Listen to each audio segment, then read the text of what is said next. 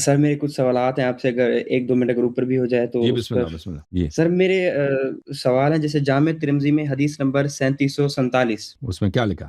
جس میں 10 صحابہ کو جنت کی بشارت ملی ہے، جن میں ابو بکر ہے، عمر ہے، عثمان ہے، تو اس میں باقی بھی ہیں۔ تو آپ اس حدیث کو کیسے کرتے ہیں؟ وہ جھوٹ ہے، جھوٹ ہے. مطلب آپ کیسے ان حدیث کو خود چنتے ہیں کہ جو وہ آپ کو بہت اچھی لگیں زیادہ ہے آپ نا. ابھی مثلا آج مناظرہ ہوا تھا نا کہ عمر نے قرآن کی مخالفت کی ہے، وہ کیسے جنتی ہو سکتا ہے جو قرآن تو کا مخالف؟ جب آپ حوالے دیتے ہیں تو آپ جامع ترمذی کی حدیث بھی تو بتاتے ہیں، تو یہ اگر ہم اس کو کیسے بس ڈینائی کر تو سکتے نہیں ہے کہ ترمذی کے سب احادیث صحیح ہیں. خود اہل سنت نہیں کہتا کہ ترمذی کے سب احادیث صحیح ہیں. ہیں؟ چلیں ٹھیک ہے، اس کو ہم کر وہ لیتے ہیں۔ بھائی صحیح اب بخاری میں ہم حدیث، کرسچن کے ساتھ مناظرہ کرتا ہے نا تو بائبل کا ہم دیتے ہیں، بائبل کا ہم حوالہ دیتے ہیں. اس طرح تو نہیں کہ ہم صحیح پوری بخاری بائبل کو میں، مانتے ہیں. بائبل میں تو یہ بھی کہ وہ جو ہے وہ خدا کا بیٹا. بائبل میں تو یہ ہے کہ عیسیٰ علیہ السلام خدا کا بیٹا. تو اگر ہم بائبل کے صحیح ایک آیت کا حوالہ دے دیں تو اس کا مطلب ہے ہم اس کو خدا بھی مان لیں. اس طرح تو نہیں ہے نا. صحیح بخاری میں سر حدیث نمبر 466 ہے، جس میں فرما رہے ہیں حضور صلی اللہ علیہ وسلم، میں اگر رب کے بعد کسی کو دوست بناتا تو ابو بکر کو بناتا۔ تو اس کے بارے میں تو یہ ہم دیکھیں، اس کو ہم نہیں مانتے بھائی. کیوں؟ اس لیے نہیں مانتے کہ یہ کیوں نہیں آپ مانتے؟ آپ ان کو کیوں اس مانتے کی ہیں جو وجہ آپ یہ ہے، خود اس کی وجہ یہ ہے کہ بہت ساری جھوٹی احادیث بنائی گئی. یہ تو رسول صلی اللہ علیہ وسلم نے یہ تو نہیں فرمایا، یہ بخاری نے روایت کی، حوالہ دیا، پیغمبر نے فرمایا. تو یہ رسول صلی اللہ علیہ وسلم کے بعد جن لوگوں نے خلافت بنائی، دیکھیں اگر وہ اتنا اچھا آدمی ہوتا کہ رسول صلی اللہ علیہ وآلہ وسلم اس کو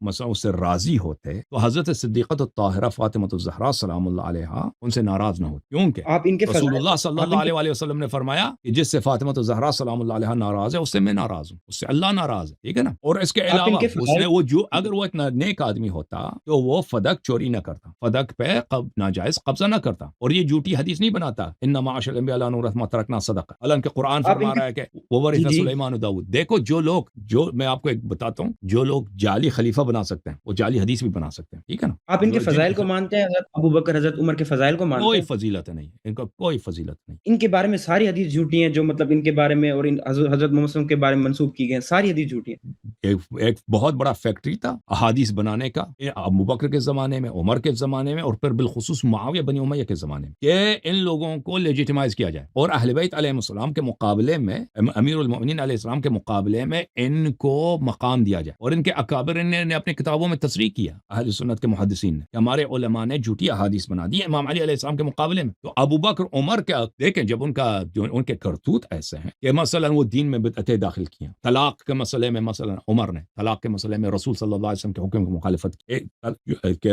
طلاق بدعی کو اس نے نافذ کر دیا کہ یہ صحیح ہے. وہ خود کہتے ہیں، ان کے اپنی کتاب، ان کے علماء سب کہتے ہیں یہ بدعت ہے، اور بدعت کو یہ نافذ سمجھتے ہیں. کس نے آغاز کیا؟ عمر نے آغاز کیا. تراویح کو اس نے آغاز کیا، اور اس کو رسول صلی اللہ علیہ وسلم نے خلیفہ نہیں بنایا تھا، وہ خلیفہ بن گیا. اور پھر وہ رضیت الخمیس میں رسول صلی اللہ علیہ وسلم کو اس نے گالی دیا. تو یہ افراد دیکھیں، جب گورنمنٹ ان کے پاس میں آ جاتا ہے اور ان کے بعد ان کے پیروکاروں کے ہاتھ میں رہتا ہے صدیوں تک، احادیث بنانا کون سا مشکل کام ہے؟ ابھی آپ دیکھیں نا کہ بائبل میں اتنے احادیث ہے کہ عیسیٰ خدا تھے، عیسیٰ خدا کے بیٹے تھے، فلان تھے. اب ان سب کو نہیں، جی بالکل نہیں مانتا، بالکل نہیں مانتا، ان میں سے کسی کو سر نہیں مانتا بھائی. اگر حضرت عمر اور حضرت ابوبکر غلط تھے تو مولا علی خلافت مطلب ان کے خلاف کھڑے کیوں نہیں ہوئے خلافت کے دوران؟ اگر نمرود برے تھے تو ابراہیم علیہ السلام نے ان کے خلاف کوئی تلوار کیوں نہیں اٹھایا؟ ٹھیک ہے نا. نہیں اگر دیکھ، فرعون برے تھے تو موسیٰ علیہ السلام میں کون سی خامی تھی کہ تلوار لے کے نہیں کھڑے ہوئے؟ اگر بہت سارے لوگ ہیں نہیں دنیا میں، دیکھیں جی جی، حضرت لوط علیہ السلام کی قوم کتنے برے تھے، اتنے بدکار تھے. لوط علیہ السلام نے ان کے خلاف تلوار نہیں اٹھایا. امیر المؤمنین امام علی علیہ السلام کو رسول صلی اللہ علیہ وآلہ وسلم نے ان کو دیکھیں، میں اس کو مثال دیتا ہوں. حضرت ہارون کو سامری نے وہ بنا دیا، اپنا بچڑا بنا دیا، بنی اسرائیل کو کہا اس کی عبادت کرو. ہارون علیہ السلام نے تلوار نہیں اٹھایا.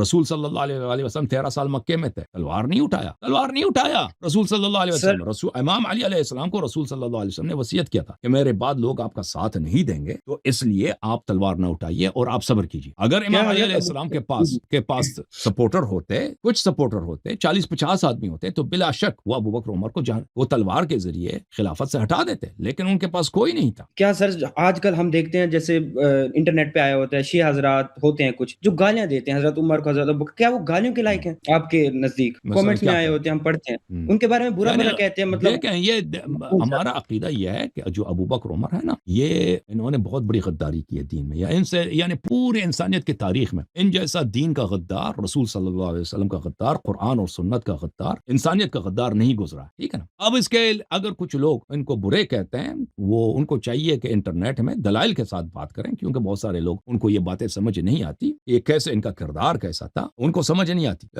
لیکن اگر وہ لوگوں کو سمجھ آ جاتی، یعنی لوگوں کو سمجھ آ جاتی، لوگوں کو تحمل کر سکتے، تو یہ اس میں کوئی غلطی نہیں ہے، وہ جو کہتے ہیں وہ غلط سر کیا مطلب ہم اس بات سے اندازہ نہیں لگا سکتے کہ وہ فضیلت والے ہیں؟ وہ حضرت محمد صلی اللہ علیہ وسلم کے ساتھ دفن ہے، تو یہ بھی یہ فضیلت نہیں ہے نا، یہ رذیلت ہے، یہ فضیلت نہیں ہے، کیونکہ رسول صلی اللہ علیہ وسلم کے حکم سے وہ دفن تو نہیں ہوا نا، پیغمبر دیکھیں قبرستان میں مدفون تو نہیں ہے نا، پیغمبر صلی اللہ اللہ پاک علیہ کو معلوم وسلم، نہیں تھا۔